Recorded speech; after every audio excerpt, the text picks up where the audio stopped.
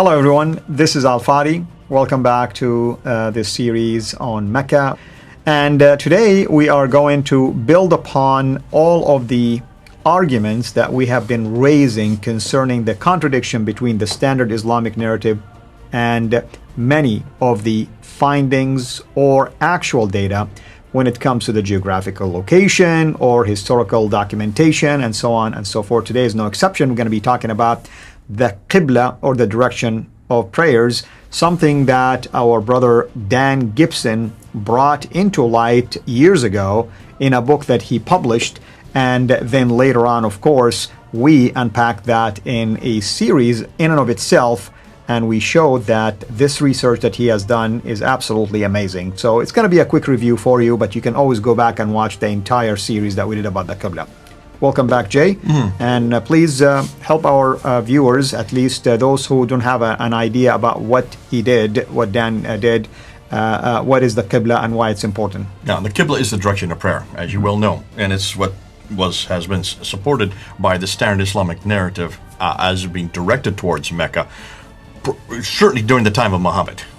Before, Muslims are not going to take a position on that, but what they will say is that the Qibla was standardized around 621 to 624, that time period, and you see it in the Quran in chapter 2, verse 149 and 150, where it doesn't say Mecca, it just says the Masjid al-Haram. Masjid al-Haram is attributed to Mecca. Masjid al-Haram, that would be the Kaaba. So they would say that this was redirected back from Jerusalem down to Mecca. Now, the standard Islamic narrative starts from the premise that the Qibla during the time of Muhammad's movement to Medina, when he went there in 622, was directed towards Jerusalem. And then because of the difficulties he had with the Jews, the Banu Qaynuqa family, the Banu Nadir, the Banu Qurayza family, they would not accept him as their authority. He then gets a new revelation from heaven to redirect the Qibla. And that's chapter 2, verse 149, 450, back to the original Qibla, which would be the Qibla of... The Quran just says Masjid al-Haram, but Muslims attribute that down to Mecca. So 624, let's put that date, 624. If that is the case then, any mosque built after 624, right, should be facing Mecca. Am I correct? Yep.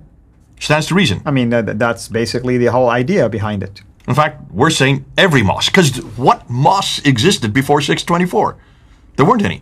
Well, I mean, exactly. If there were mosques before, then why do we have an issue now with building a mosque to face a different direction? That means it's an admission that there were a different direction before that. Now, even if the argument that it was facing Jerusalem, as you hear, we don't have any support of this notion that the Quran was talking about changing from Jerusalem to Mecca verbatim. It was just talking about a change of direction. Yeah.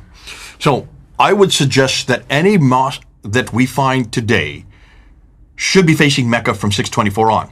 Dr. David King, who's the world authority on the Qibla, supposedly the world authority in the Qibla, was very clear that all the mosques he looked at... Hold on a minute. Did he look at any mosques? I think we just determined it was one mosque. It's not we determined. He admitted it. He only went to one mosque physically, the Samarkand mosque there in Uzbekistan. That was it. He didn't go to any other mosque but that. And here, yet he is the world authority on it.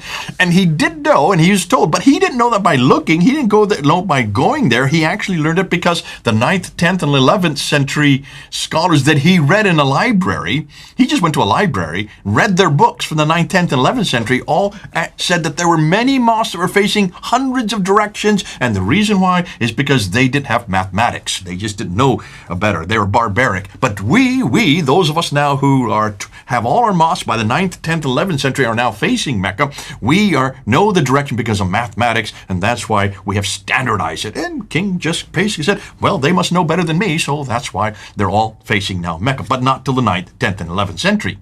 Right. Dan Gibson was not satisfied with that. He didn't like that. He didn't go to a library. He actually lived for 25 years in situ. He actually went to where the people lived. He went to where they built their mosque, and he went from mosque to mosque to mosque to mosque.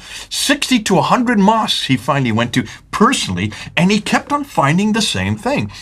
They weren't facing hundreds of different directions. They were facing only 4 directions. Remember this? We did a whole series on this, didn't we? Yes. Only 4 directions. And if you look and see what those directions are, the first direction, let's go right into it. Well, the first one is right here. This is it. Petra. That was the first Qibla.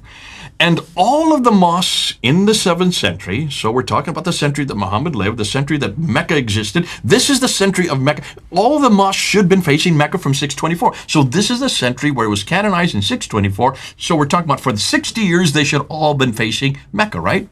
That's right. But up until 706, every mosque is facing Petra. Petra's in Jordan. Petra is 600 miles further north.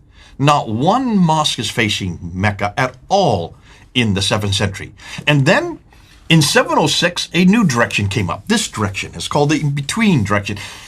Wasit, that's the word, right? Wasit is the first one. Right. Take a look right here. There's Wasit right here. That's the first one right there, built by Al-Hajjaj. In fact, he built all of these. These mosques are all attributed to him. These are the ones that he built. Now, what's fascinating, if you take a look and see where they're facing nothing. There's nothing there. There's no town there. There's no mountain there. There's no structure there. There's no body of water there. There's nothing that they could be facing that would stand out. In fact, it's just sand dunes. It's just sand. It's just rocky, barren land, which suggests that the reason they're facing that direction has nothing to do with anything. It has to do with a political statement. And so Gibson put that out there. He must be making a political statement. But what he noticed is the place that they're all directed, as they're all coming in here, the place that they're all directed is exactly halfway between Petra and Mecca. So that means Mecca, which suggests to me Mecca was known then by 706. Mecca must have been known by 706 to have a direction that's exactly diametrically between these two. Now, you know the reason why they were pointed there. I know the reason, but I'm not going to give the reason yet because we're going to bring that out in another episode yet to come. So that's the second one. So you have two Qiblas, neither of them are facing Mecca. One is facing Petra, the other is halfway between Petra and Mecca. Then a third one, and this is the Qibla we're waiting for. This is the Qibla that should have been the first one. This is the Qibla that David King didn't know about and didn't understand. He just assumed that this was the Qibla from the very beginning.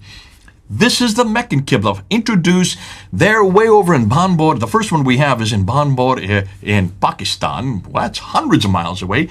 You can see, well, maybe thousands of miles away. And that's the very first one. 727 is a date for that mosque. 727. And you see, just a very few of them are facing Mecca. What's fascinating is we're going to ask the question whether or not they were very accurate in their directions. Hold on to that question. Mm-hmm. There's still mosques that are still being built after 727 that are still facing Petra and still facing in between. But then a fourth Qibla is introduced. And this one is introduced in 732. And these are the ones in North Africa. Now take a look here. You can see there's North Africa. And also there's one in Cordoba, which is Andalusia. Today it's called Spain. And if you take a look at them, they're not facing Mecca. They're not facing Petra. They're facing a parallel line that would parallel the line between Petra and Mecca. And that's why these are all Dan Gibson's pictures, by the way. These are not my pictures. These are him. I'm using his pictures purposely. I've asked permission from him. He's given me permission. But I'm doing this to show the work that he has done and to give him full credit for this. God bless him for all that he's done. We're going to be actually working with him in the future, aren't we? In That's fact, right. Yep. He's asked for us to come and help them out for a whole new series. But back to this. Take a look at this. So this starts to be introduced in 732. So you're talking about roughly 5 years after the Meccan Qibla is introduced, then this Qibla. Obviously, either they did not know their direction or they were not very good at traveling, but these people could travel hundreds and thousands of miles. In fact, what we do know, these continue right up into the Umayyad dynasty. The Umayyads were going to Mecca. They were still going. It's not that they didn't know where Mecca was. They certainly knew if they could get there, and they can get there by camelback, they certainly knew exactly where Mecca was. So why is it that they continue all the way up until the 9th century, they're still building parallel mosques? This is long after Mecca now had been canonized as the Qibla. Obviously, this is another political statement. Again, longer, time and further geographical areas. Same theme. Far geographically, longer in time. Longer in time, far or geographically. Later in time, But in this case, this is because they have a problem with both Petra and Mecca. So let's look. Here's the review, and this is from his book as well. This part up here. If you look at his book, he says that all the Qiblas were facing towards Petra up until 706. There was a confusion for the next 100+ years. Actually, I would say it goes up to almost 200 years if you're talking about the 9th century. 17 are facing Petra. 8 are that in between that Al-Hajjaj instituted in 706. 10 are facing Mecca, which begins in 727. 6 are parallel, which continues right up until 866. The Qibla was not finalized towards Mecca until 876. After 8, that's the late 9th century. It takes up all the way to the late 9th century to finally have every mosque facing Mecca, which they are today. So all the mosques today are facing Mecca. Now, if you're talking about 876, that's 250 years too late if we start with Muhammad and 624 all the way up to there. But let's go back to David King's argument, because David King was very clear that the reason why they didn't face is because they just didn't know their mathematics. And it was only finally the Meccans who finally had the best mathematics. We now have the most accurate. The implication, and he said this very clearly, is that all those that came before the Meccan Qibla were off by huge degrees. Because until they had their mathematics correct, there's no way they could be accurate. Well, let's ask that question, and let's see if that is correct. Let's go back to Dan Gibson again. Go back to his book. Which Qiblas are the most accurate? Well, look up there. You can see 17 ones that are in Petra. They are 2.9 degrees of accuracy. If you take out, and here I just want to look at, we'll take a look at this picture over here that I'm pointing you over here on the right. That's a picture looking down at all the trajectory lines from all the Qiblas, the 17 Qiblas. If you look at all those trajectory lines, those red lines coming in, and look at the circle that goes around Petra, that circle is 34 miles in diameter. Here you are hundreds of miles, thousands of miles, if you're going all the way from Sherman in Kerala. If you're going to what we call Canton today, Guangzhou is the Chinese name for it, way over in China, and you come in to look, you can see that all of them, except for these two here, are within 34 miles radius, thousands of miles away. Now, that's pretty accurate, wouldn't you say? I mean, absolutely. I mean, at least it's in the direction or the vicinity of that area. Absolutely. When we get to the between mosques, they are even more accurate. But then the between mosques are very much closer to that between point.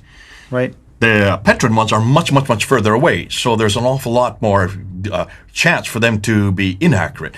Fascinating, the between mosques are 0.98 degrees accurate. That's less than a degree off.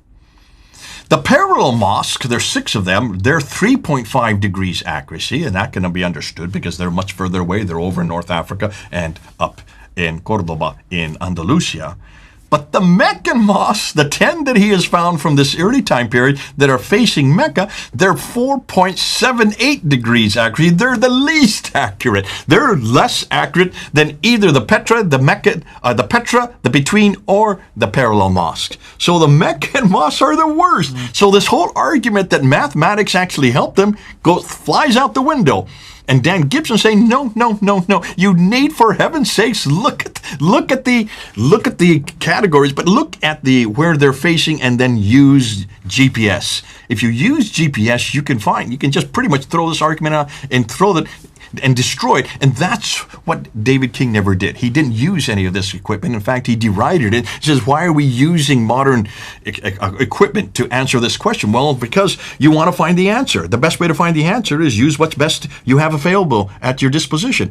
And in this case, they had GPS availability. They had the Astra satellites that are put up there in space by Japanese Astra satellites that can find the direction and find a pinpoint that was within 25 feet. That's how accurate it is from space. And that's why he was able to come up with these type of figures, this type of material. And that's something that I don't think David King even today knows. He has no idea of what Dan Gibson has done. And we have to just thank Dan Gibson. 25 years working in the deserts, learning the languages, living amongst the Bedouins, and for heaven's sakes, doing what David King should have done, going to every one of these mosques. And basically asking the question that David King should have asked. And to hear David King go on and on about this guy doesn't have credentials, he didn't study under me, he doesn't have a degree, as if that makes much sense. What's the purpose of a degree if you're just going to sit in a library all your life? That's right. Why don't you actually go to these mosques? Why didn't he actually get these categories? Why didn't he look at the measurements? Why didn't he use modern Astra satellites? And why didn't he use GPS coordination? And why didn't he look at the curvature of the earth when he did his calculations to find out exactly where they're pointing? Because what Dan Gibson was able to do do was what David King could not do. But then the question needs to be asked. So why in the world were none of these mosques facing Mecca? And why then, when they finally do face Mecca, are they so inaccurate? We're going to answer that, because this now comes into this whole paradigm of what Mecca became and what Mecca was. We're going to be answering that in yet an episode, so I don't want to steal the thunder from that. Amen. Back to you. Thank you so much. I think everyone now appreciated what we mean by Qibla and what we mean by the Qibla controversy, and this is what we unpacked in that particular series more in depth. Thank you so much. And this is, by the way, everyone, why this direction of prayer and so-called Qibla is so important. We unpacked this in a previous video series that we did together, me and Jay. But really, if you want to know more about this, you can also access or buy the book by Dan Gibson called Early Islamic Qibla, and that's with a Q. Q-I-B as in boy, L-A, Early Islamic Qibla by Dan Gibson. Brother, I guess next time we are going to talk now about some of the other theories about the trade route and the idea that Mecca was such an important commerce center that all the trade routes went through it. And we talked about Dan Gibson. Now we're going to go to Patricia Corona, my good friend Patricia Corona, and see what she did with Montgomery Watt's theory on the trade route. We're going to unpack that one. We're going to be looking at some graphs. We're just going to follow a map, and we're going to show you that when you look at history, for heaven's sakes, make sure that you go back to the right history and ask the right questions. Something Montgomery Watt didn't do, something the Muslims haven't done, and something that we haven't done until Patricia Corona finally decided that she would do it for us. That is true. Thank you so much. And everyone, hopefully you're enjoying this series. Until we meet again next time, this is Al Fadi. Have a blessed day.